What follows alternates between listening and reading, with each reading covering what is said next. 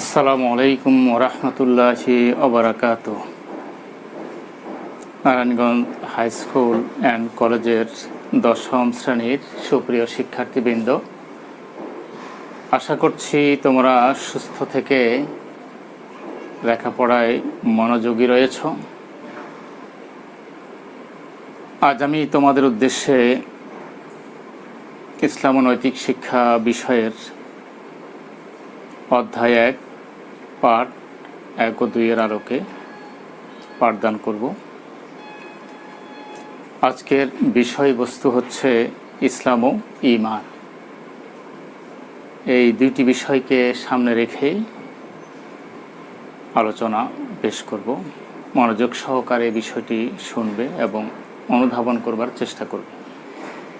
প্রিয় শিক্ষার্থীবৃন্দ, শুরুতে আমরা ইসলাম নিয়ে কথা বলছি। ইসলাম শব্দের অর্থ হলো আত্মসমর্পণ করা, আনুগত্য করা। আর হাদিসের আলোকে ইসলাম হলো তুমি একথার সাক্ষ্য দেবে যে আল্লাহ ব্যতীত কোনো ইলাহ নেই আর মুহাম্মদ সাল্লাল্লাহু আলাইহি সাল্লাম আল্লাহর রাসূল। সালাত আদায় করবে, যাকাত প্রদান করবে, রমজানের রোজা পালন করবে এবং সামর্থ্য থাকলে বায়তুল্লাহর হজ সুসম্পন্ন করবে। বুখারী ও মুসলিম শরীফের হাদিসে এই বিষয়টি এসেছে। এ থেকে এর গুরুত্ব উপলব্ধি করা যায় যে ইসলাম কী জিনিস এবং এটি কেন মেনে চলতে হবে। এই বিষয়টি এই হাদিসের মাধ্যমে পরিষ্কার হলো। আল কোরআন এ ব্যাপারে কি বলছে? আল কোরআন বলছে যে নিশ্চয়ই আল্লাহর নিকট ইসলামী একমাত্র মনোনীত জীবন ব্যবস্থা। এটি সূরা আলে ইমরানের 19তম আয়াতের মধ্যে রয়েছে। আর আল্লাহর ভাষায় সরাসরি এইভাবে বলতে হয়, ইন্নাদ দীনা ইনদাল্লাহিল ইসলাম। প্রিয় শিক্ষার্থীবৃন্দ, মহান আল্লাহ তাআলা এই ইসলামকে আমাদের জন্য পূর্ণাঙ্গ জীবন ব্যবস্থা হিসাবে প্রেরণ করেছেন। আল্লাহ সূরা আল মায়েদার 3য় আয়াতের মধ্যে ঘোষণা করছেন, আল ইয়াউমা আকমালতু লাকুম দীনাকুম ওয়া আতমামতু আলাইকুম নি'মাতি ওয়া রাদিতু লাকুমুল ইসলাম দীনা। এখানে আল্লাহ বলছেন আজকের এই দিবসে, বিদায় হজ্জের ভাষণে নবীজি এই বিষয়টি তুলে ধরেছেন যে আজকের এই দিবসে আমি তোমাদের জন্য দিনকে পরিপূর্ণ করলাম। ওয়া আতমামতু আলাইকুম নি'মাতি, এবং তোমাদের উপরে আমার পক্ষ থেকে যে নিয়ামত বা অনুগ্রহ এটিকে আমি সুসম্পন্ন করলাম। ও রাদিতু লাকুমুল ইসলাম দীনা, এবং ইসলামকে তোমাদের জন্য আমি দিন হিসাবে, পূর্ণাঙ্গ জীবন ব্যবস্থা হিসাবে মনোনীত করলাম। তো এখান থেকে ইসলাম যে একটি পূর্ণাঙ্গ জীবন ব্যবস্থা, এটি যে পরিপূর্ণভাবে নবীজির উপরে অবতারিত হয়েছে এবং সেটি আমাদের সকলের জন্যে প্রযোজ্য, এর আলোকে, এর নির্দেশনা মোতাবেক আমাদের জীবনটাকে সুন্দর করে ঢেলে সাজাতে হবে, এটি আমরা এই নির্দেশনা থেকে উপলব্ধি করতে পারি। প্রিয় শিক্ষার্থীবৃন্দ, এবার আমরা ঈমান নিয়ে কথা বলবো। ঈমান অর্থ হলো বিশ্বাস করা বা স্বীকৃতি দেওয়া বা মেনে নেওয়া ইত্যাদি। আর হাদিসের আলোকে ঈমান হচ্ছে আল্লাহ, তার ফেরেশতা মণ্ডলী, কিতাবসমূহ, রাসূলগণ, পরকাল এবং ভাগ্যের ভালো মন্দের প্রতি বিশ্বাস করা। এটি হলো ঈমান। আর এটি হলো গুরুত্বপূর্ণ একটি কিতাব, মুসলিম শরীফ নামক যে হাদিস গ্রন্থটি, সে গ্রন্থে এই বিষয়টি নবীজি যে বলেছেন সেই বিষয়টি এখানে তুলে ধরা হয়েছে। আমাদের এই বিষয়ে আমরা একটু ভালো করে যদি বুঝতে চাই, তাহলে ঈমান মুফাসসাল যেটি রয়েছে এর মধ্যে এই বিষয়টি বলা আছে। আমানতু বিল্লাহি ওয়া মালাইকাতিহি ওয়া কুতুবিহি ওয়া রুসুলিহি ওয়াল ইয়াউমিল আখির ওয়াল কদরি খাইরিহি ওয়া শাররিহি মিনাল্লাহি তাআলা ওয়াল বাসি বাদাল মাউত। আমি ঈমান এনেছি আল্লাহর উপর, তার ফেরেশতাদের উপর, তার কিতাবসমূহের উপর, তার রাসূলগণের উপরে এবং পরকালের উপরে এবং ভাগ্যের ভালো মন্দের উপর, অতঃপর মৃত্যুর পর পুনরুত্থানের উপর। ইসলামের ভিত্তি আমরা জানি 5টি এবং ঈমানের মৌলিক বিষয় 7টি। ইসলামের 5টি বিষয় সেটিতে হলো, এটা ভিত্তি, ফাউন্ডেশন। প্রথম হলো কালেমায়ে তাইয়্যিবা, এরপরে হলো নামাজ, যাকাত, রোজা, হজ। এগুলো হলো ফাউন্ডেশন বা এগুলি ভিত্তিমূল। এছাড়া ঈমানের যে মৌলিক বিষয়গুলো, এগুলি তো আমরা ঈমান মুফাসসালের মাধ্যমে তুলে ধরেছি, তোমরা বুঝতে পেরেছ। এই সংক্ষিপ্ত আলোচনার আলোকে আমরা 4টি প্রশ্ন নিয়ে আলোকপাত করব। ঈমান শব্দের অর্থ কী? ঈমান শব্দের অর্থ হলো বিশ্বাস করা, স্বীকৃতি দেওয়া বা মেনে নেওয়া। এটা ইতিপূর্বে বলেছি, আবারও বিষয়টি তোমাদের বলে দিচ্ছি যাতে করে তোমরা উপলব্ধি করতে পারো, অনুধাবন করতে পারো। প্রিয় শিক্ষার্থীবৃন্দ, জ্ঞানমূলক এই প্রশ্নের পরে অনুধাবনমূলক যে প্রশ্নটি, সেটা হলো ইসলামই একমাত্র দিন, যেটা আমি ইতিপূর্বে বলেছি, ইন্নাদ-দীন ইনদাল্লাহিল ইসলাম। ইসলামই একমাত্র দিন বা জীবন ব্যবস্থা। এরপর এই দ্বিতীয় প্রশ্নটিতে বলা হয়েছে ব্যাখ্যা করো, ইসলামই একমাত্র দিন, ব্যাখ্যা করো। তাহলে কীভাবে ব্যাখ্যা করবে? যে ইসলাম মহান আল্লাহর পক্ষ থেকে প্রেরিত একটি পূর্ণাঙ্গ জীবন ব্যবস্থা। আল্লাহ বলেছেন আলে ইমরান নামক এই সূরাটির 19তম আয়াতে যে এটি একমাত্র জীবন ব্যবস্থা বা জীবন বিধান, যেটা আমরা সহজে বুঝি ধর্ম বললে। যদিও ধর্ম বললে ইসলাম বা দিন এই শব্দটির পুরোপুরি অনুবাদ হয় না, সার্থক অনুবাদ হয় না। এই জন্য আমরা বলি ইসলামটা হলো জীবন ব্যবস্থা বা জীবন বিধান। তো এটা মহান আল্লাহর পক্ষ থেকে এসেছে, তার অনুমোদিত, তার পক্ষ থেকে প্রেরিত। এবং অন্য আয়াতে বলছেন ওমাই ইয়াবতাগি গায়রাল ইসলামে দীনা, ইসলাম ছাড়া অন্য কিছুকে কেউ যদি দিন বা জীবন বিধান বা জীবন ব্যবস্থা হিসাবে মেনে নেয়, ফালাই ইউকবালা মিনহু, এটি তার পক্ষ থেকে গ্রহণ করা হবে না। অর্থাৎ একমাত্র গ্রহণযোগ্য, একমাত্র পছন্দনীয় এবং মনোনীত জীবন বিধান বা জীবন ব্যবস্থা, সেটি হলো ইসলাম। প্রিয় শিক্ষার্থীবৃন্দ, এইভাবে করে তুমি বিষয়টি সম্পর্কে ব্যাখ্যা দেবে, তাহলে ইসলামই একমাত্র দিন এ কথাটি প্রমাণিত হবে এবং তুমি প্রমাণ করতে সক্ষম হবে। তৃতীয় যে প্রশ্নটি, সেটি হলো অনুধাবনমূলক। আমরা কিভাবে ইসলামকে পূর্ণাঙ্গভাবে মেনে চলব? ইসলামের পূর্ণাঙ্গ বিষয়টি আমরা পাব মহাগ্রন্থ আল কোরআন এবং রাসূল সাল্লাল্লাহু আলাইহি ইসলামের সুন্নাতে। কোরআন এবং সুন্নাহ বা কোরআন এবং হাদিস, এই দুটি জিনিসের মধ্যে ইসলামের সব বিষয় সম্পর্কে পূর্ণাঙ্গভাবে, পরিপূর্ণভাবে, যথাযথভাবে, যথার্থভাবে ধারণা দেয়া হয়েছে। তাই আমাদেরকে কোরআন পড়তে হবে, কোরআন অধ্যয়ন করতে হবে, অনুশীলন করতে হবে, হাদিস পড়তে হবে, হাদিসকে অধ্যয়ন করতে হবে, অনুশীলন করতে হবে।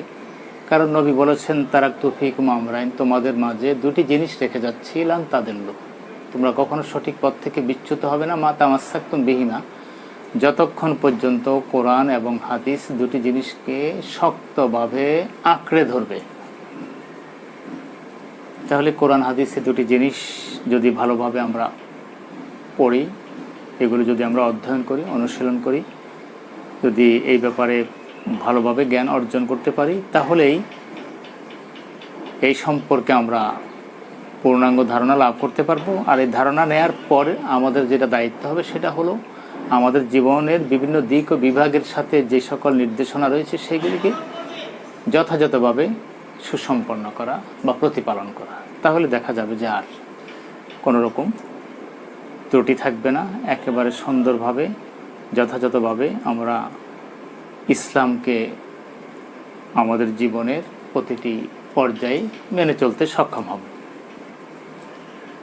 প্রিয় শিক্ষার্থীবৃন্দ, এ পর্যায়ে আমরা চতুর্থ প্রশ্নটি, যেটা উচ্চতর চিন্তন দক্ষতামূলক প্রশ্ন, সে ব্যাপারে আমরা আলোকপাত করব। আর সেটি হলো ঈমানের মৌলিক বিষয়গুলো বিশ্লেষণ করো। ইতিপূর্বে আমরা তোমাদের উদ্দেশ্যে বিষয়টি বলেছি এবং তুলে ধরেছি। সেটা হলো এই যে প্রথম যে বিষয়টি ঈমানের, সেটি হলো আল্লাহর প্রতি বিশ্বাস, যেটাকে আমরা বলেছি আমানতু বিল্লাহ। আমরা বিশ্বাস এনেছি, আস্থা স্থাপন করেছি আল্লাহর উপর, যে তিনি এক, তিনি একক, তিনি অদ্বিতীয়, তিনি অতুলনীয়, তার সমকক্ষ, তার সমতুল্য, সমপর্যায়ের কেউ নেই।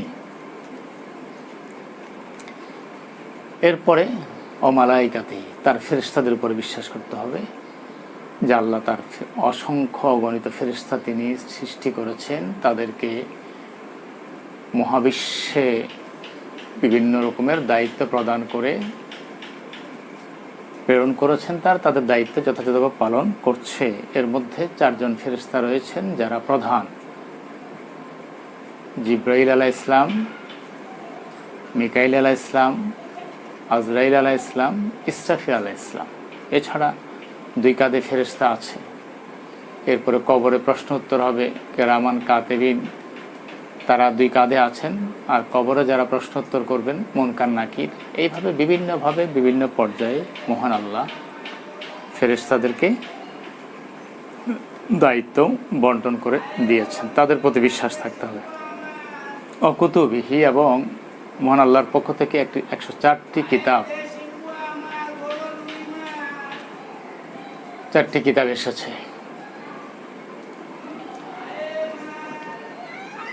এই 104টি কিতাবের উপরে ঈমান আনতে হবে। আর সর্বশেষ কিতাব মুহাম্মদ সাল্লাল্লাহু আলাইহি ওয়াসাল্লামের উপর যেটা নাজিল হয়েছে সেটি হলো আল কোরআন। সেই মোতাবেক আমরা আমাদের জীবন পরিচালনা করব। রসুলি, এবং যত নবী রাসূল এই পৃথিবীতে, লক্ষাধিক নবী রাসূল বা অসংখ্য নবী রাসূল যারা এই পৃথিবীতে এসেছেন, তাদের সকলের প্রতি বিশ্বাস থাকতে হবে।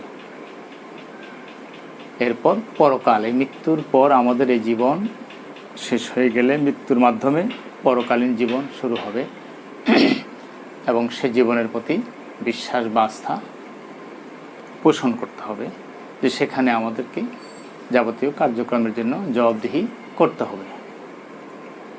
প্রিয় শিক্ষার্থীবৃন্দ, এরপর যেটি, সেটা হলো ভাগ্যের ভালো মন্দ 2টি দিক। অলকদরে খাইরিহি অশাররিহি, ভাগ্যের 2টি দিক রয়েছে, একটি ভালো, একটি মন্দ। ভালোটির প্রতি যেমন বিশ্বাস রাখতে হবে, মন্দটির প্রতিও বিশ্বাস রাখতে হবে। আর মন্দটি পরিহার করে চলবার জন্য চেষ্টা করতে হবে, আল্লাহর কাছে সাহায্য চাইতে হবে, যেন আমরা মন্দ থেকে বিরত থাকতে পারি। আর ভাগ্যের ভালো বিষয়গুলো যেন আমরা পাই, সেজন্য মহান আল্লাহর কাছে ধর্ণা দিতে হবে, প্রার্থনা করতে হবে, মহান আল্লাহর সমীপে আবেদন নিবেদন তুলে ধরতে হবে আন্তরিকতার সাথে, ঐকান্তিকতার সাথে। তাহলে আশা করা যায় যে অনেক বিপদ আপদ, বালা মুসিবত এবং মন্দ দিক থেকে আমরা বিরত থাকতে পারবো, বেঁচে থাকতে পারবো মহান আল্লাহর অশেষ কৃপার ফলশ্রুতিতে। সপ্তম যেটি, সেটি হলো মৃত্যুর পর পুনরুত্থান। মৃত্যুর মাধ্যমে কবর, হাসর, মিজান, ফুলসিরাত, বিভিন্ন স্টেশন, বিভিন্ন ঘাঁটি অতিক্রম করে হাসরের ময়দানে মহান আল্লাহর কাছে উপস্থিত হতে হবে, এবং সেদিন মহান আল্লাহ জীবনের যাবতীয় বিষয় বা ব্যাপার সম্পর্কে জিজ্ঞাসা করবেন, প্রশ্নোত্তর হবে। সেখানেই নির্ধারিত হবে কোন ব্যক্তি জান্নাতে যাবে, কোন ব্যক্তি জাহান্নামে যাবে।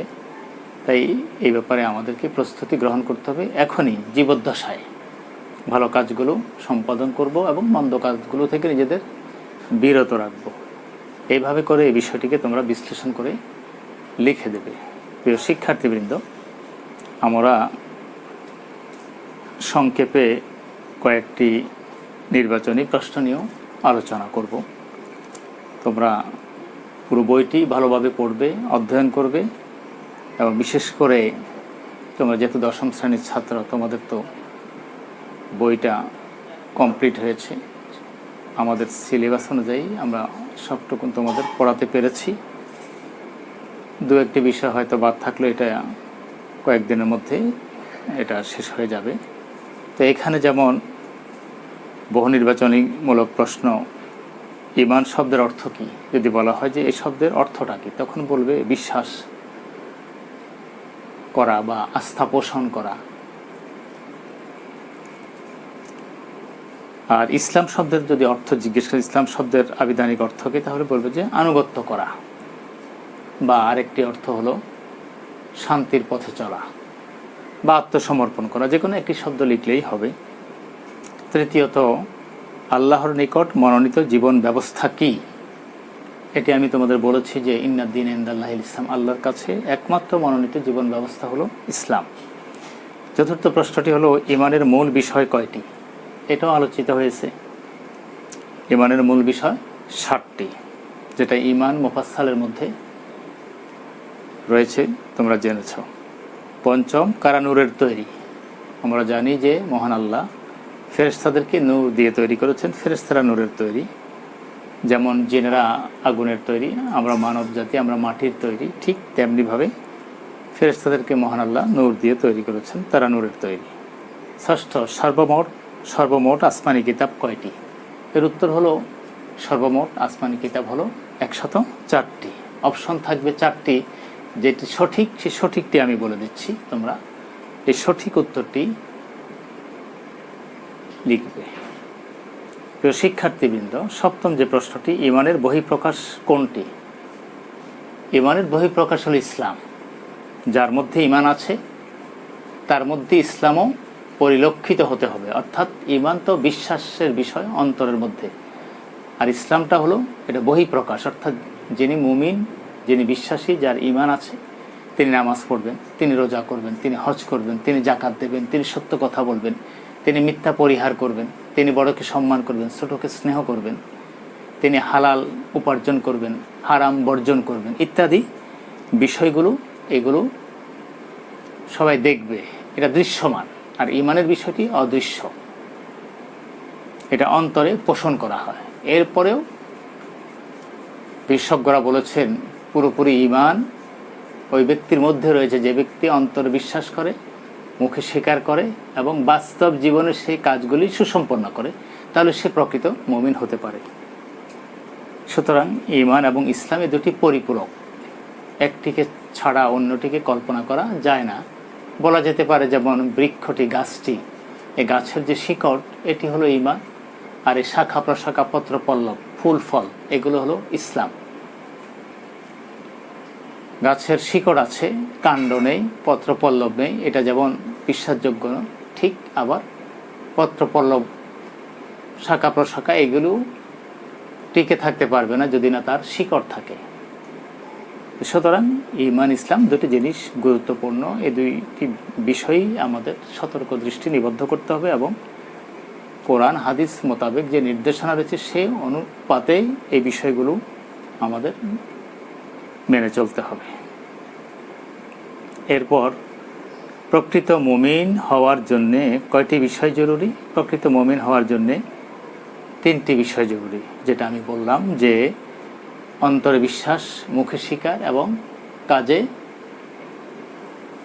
বাস্তবায়ন বা কাজের রূপায়ণ। নবম, আমরা তাকদীরে বিশ্বাস করব কেন। তাকদীর যেটা, এই তাকদীরে আমরা কেন বিশ্বাস করব, এটা এই জন্য বিশ্বাস করব যে তাকদীরের দুটি বিষয়, একটি ভালো একটি মন্দ, এটি মহান আল্লাহর পক্ষ থেকে নির্ধারিত বিধায় এটিকে বিশ্বাস না করলে আমরা মুমিন হতে পারবো না। কারণ 7টি মৌলিক বিষয়ের মধ্যে এর একটি বিষয়কেও যদি কেউ উপেক্ষা করে বা অগ্রাহ্য করে বা ডিনাই করে বা অস্বীকার করে, তাহলে সে মুমিন হবে না, সে কাফির হয়ে যাবে। যেহেতু এটি আল্লাহর পক্ষ থেকে নির্ধারিত, সেহেতু তাকদীরের প্রতি বিশ্বাস আনা বা বিশ্বাস রাখা এটি অতীব জরুরি বিষয়, আবশ্যিক, অলঙ্ঘনীয়, অনস্বীকার্য, বাধ্যতামূলক। প্রিয় শিক্ষার্থীবৃন্দ, দশম পর্যায়ে যে প্রশ্নটি, ভালো মন্দ আল্লাহর পক্ষ হতে নির্ধারিত, এ বিশ্বাস মানুষকে কিসের প্রতি উদ্বুদ্ধ করে?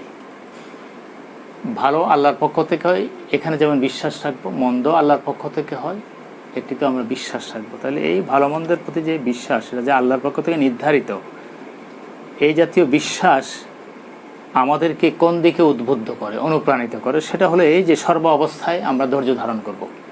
অর্থাৎ সর্বাবস্থায় ধৈর্য ধারণের প্রতি ভালো মন্দ আল্লাহর পক্ষ থেকে নির্ধারিত যে বিষয়টি রয়েছে, এটি আমাদেরকে উদ্বুদ্ধ করে, অনুপ্রাণিত করে যে ভালো কাজটি হলে যেমন আলহামদুলিল্লাহ বলে মহান আল্লাহর কৃতজ্ঞতা পাশে আবদ্ধ হব, সাথে সাথে মন্দ কোনো কাজ এলে এই ক্ষতিকর দিক থেকে বাঁচবার জন্য মহান আল্লাহর কাছে আমরা প্রার্থনা করব, সাথে সাথে ধৈর্যের সাথে এই বিপদ আপদ আমরা মোকাবেলা করব।